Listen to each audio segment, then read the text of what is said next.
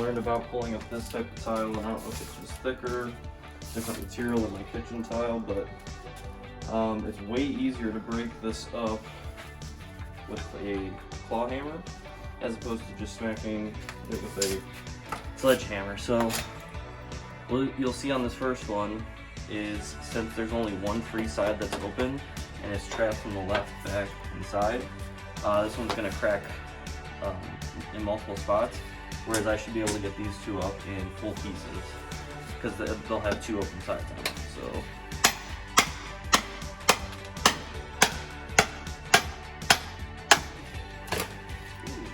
came up in one, but you can see how it started to split.